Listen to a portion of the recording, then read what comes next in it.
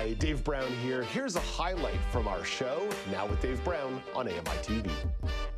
The job market is tight right now. Canada's unemployment rate has been on the rise for the last year or so. A tight job market generally means an even tighter job market for people with disabilities.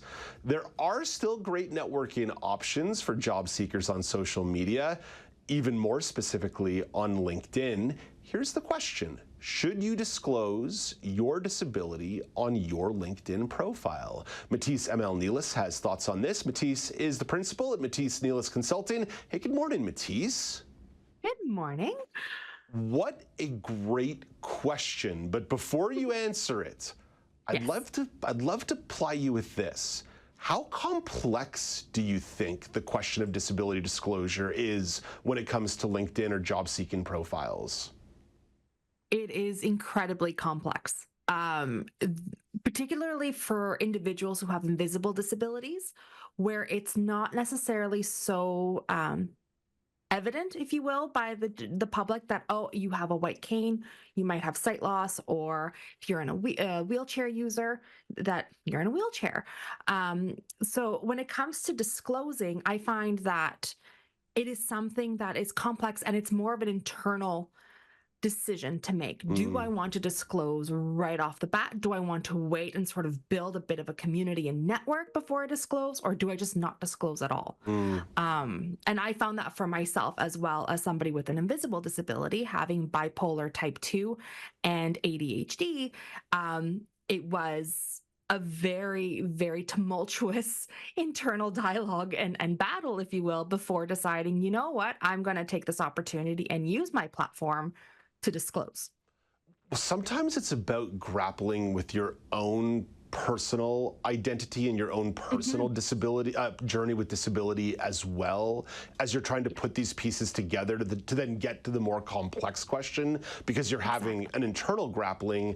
As life has moved forward for myself, Matisse, although on my social media profiles it's not right up front and center. I haven't logged into LinkedIn in a while. I'm probably going to have to reapproach that after this conversation.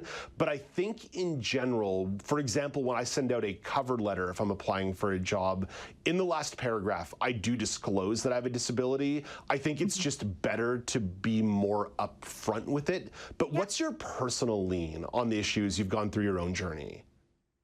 For me, it's taken a long time to be okay with my disability.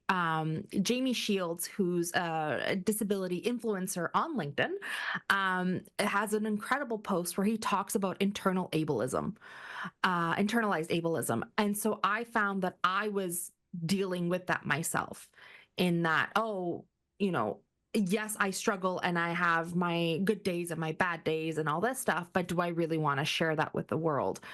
Because I don't want to seem lesser than, if you will, which then led to a whole thought process change where it's, why am I leaning into the stigma? Why don't I help break that stigma and demystify what it means for somebody who has mental health things going on? And, you know, it doesn't mean that I'm lesser than, it just means I do things a bit differently and adapt differently, which I've now learned and I've taken it as more of, that makes me a bit more of useful and more adaptable, and something that, you know, companies and organizations are really looking for. Can you adapt? Yes, I can. This is what I deal with every day, so I'm able to adapt. I have those capabilities of doing so, just on a daily basis, let alone adding a professional lens to it.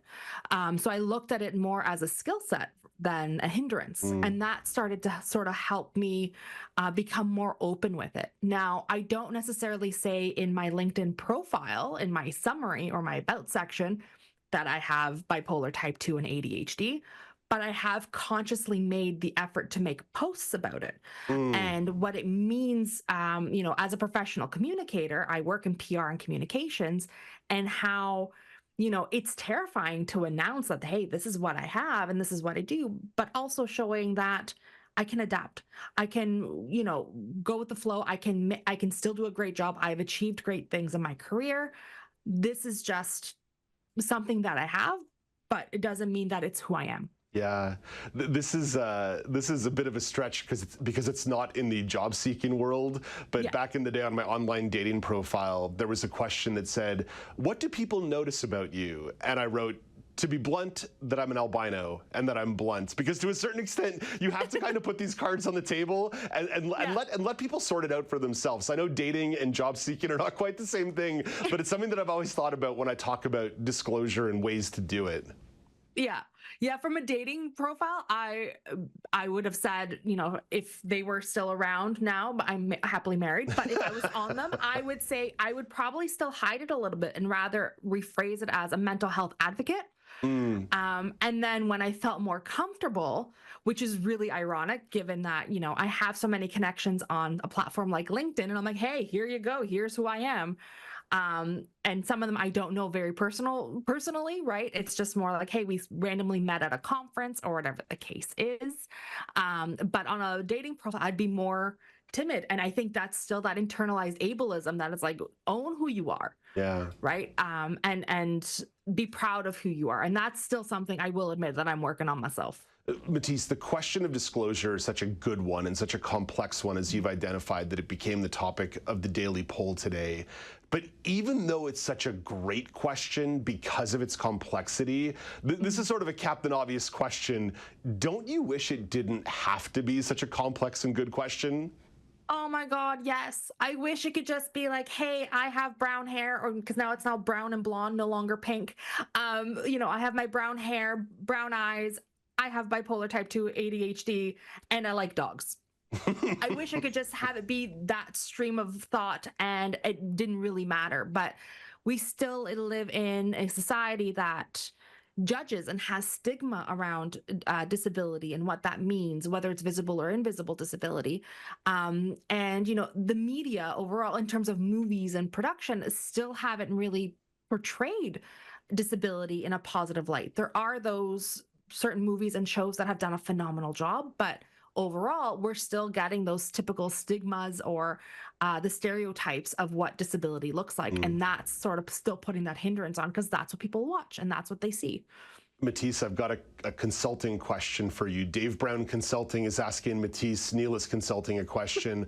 I have not been on LinkedIn in years. What am I missing? Oh, LinkedIn is fantastic. I tell all my students, I tell everyone you should be on LinkedIn. And it's great for networking. It's great for sharing your thoughts and opinions, particularly in the professional realm. But also recently, a company called Favicon put out a top 10 disability influencer list that you should be following on LinkedIn. And these are individuals who have various disabilities, talk openly about it, but also try to push the needle forward in terms of disability and accessibility and what that means in our society and in the professional world. Matisse, you made a pretty good sales pitch there, I'm not going to lie. Matisse, have a lovely day. Thank you for wading into these tricky waters with me. Thank you so much. That's Matisse Hamel-Nelis, the principal at Matisse-Nelis Consulting. You can catch full episodes of Now with Dave Brown weekdays at 10 a.m. Eastern on AMI TV.